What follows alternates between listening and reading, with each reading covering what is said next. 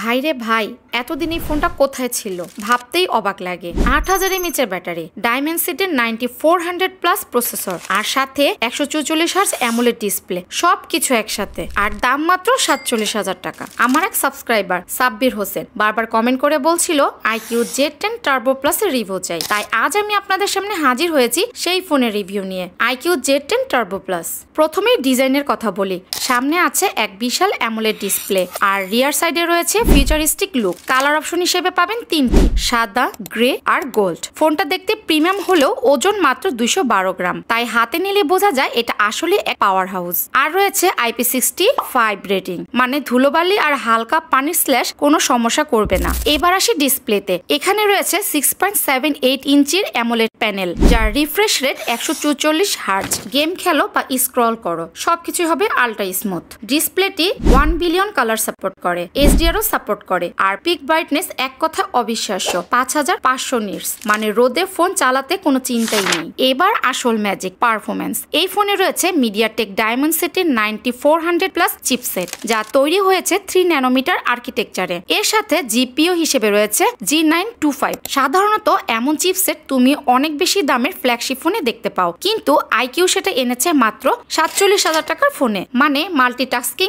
Heavy gaming, video editing সবকিছুই চলবে বিনা ল্যাগে। এর পাশাপাশি ভালো গেমিং পারফরমেন্সের জন্য এখানে আলাদা Q2 চিপসেট দেওয়া হয়েছে, যা গেমিং এর সময় আরো স্মুথ অভিজ্ঞতা দেয়। র্যাম ও স্টোরেজ ভেরিয়েন্ট গুলো হচ্ছে 12/256GB, 16/256GB, 12/512GB আর 16/512GB। সবগুলোতেই থাকছে UFS 4.1 স্টোরেজ। কিন্তু আসল শখ খাবেন এখানেই। এখানে রয়েছে বিশাল 8000 mAh ব্যাটারি। ভাবুন তো, এত বড় ব্যাটারি, অথচ ফোনের থিকনেস মাত্র 8.1 মিলিমিটার। সাথে রয়েছে 90 ওয়াটের ওয়ার্ড ফাস্ট চার্জিং আর 55 ওয়াটের PDPPS সাপোর্ট, মানে মাত্র কয়েক মিনিট চার্জ দিয়ে ঘন্টা পর ঘন্টা গেম খেলা যাবে। শুধু তাই না, প্রয়োজনে অন্য ফোন চার্জ দেওয়ার জন্য আছে রিভার্স ওয়ার্ড চার্জিং, কিন্তু এখানে ম্যাগনেটিক চার্জিং সাপোর্ট করে না। এবার আসি ক্যামেরার কথায়, কারণ এখানে রয়েছে বড় সড়ো সারপ্রাইজ। রিয়ার ক্যামেরা 50 মেগাপিক্সেল, আর যেখানে ব্যবহার করা হয়েছে সনির সেন্সর,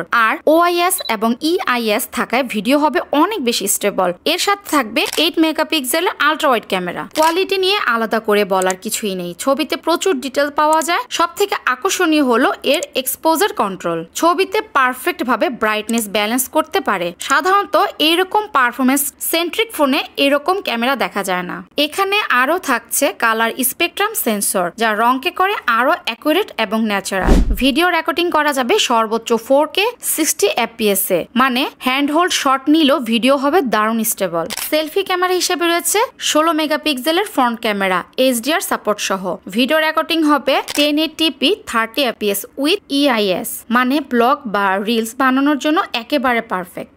এবার আসি অডিও ও কানেক্টিভিটি নিয়ে। এখানে আছে স্টেরিও স্পিকার, সাউন্ড হবে লাউড আর ক্রিস্টাল ক্লিয়ার। যদিও 3.5 মিলিমিটার হেডফোন জ্যাক নেই, তবে ব্লুটুথ 5.4 দেওয়া হয়েছে। এর পাশাপাশি থাকছে NFC, ডুয়াল 5G ব্যান্ড এবং Wi-Fi 6, মানে কানেক্টিভিটির দিক থেকেও ফোনটা সম্পূর্ণ। সবকিছু মিলিয়ে iQOO Z10 Turbo Plus আসলে এক গেম চেঞ্জার, কারণ এখানে পাচ্ছেন 8000 mAh ব্যাটারি, সাথে 90 ওয়াটের চার্জার, 144 হার্জের অ্যামোলেড ডিসপ্লে, সাথে 5500 নিট পিক ব্রাইটনেস, ডায়মেনসিটির 9400+ প্রসেসর, ফ্ল্যাগশিপ লেভেলের ক্যামেরা উইথ OIS।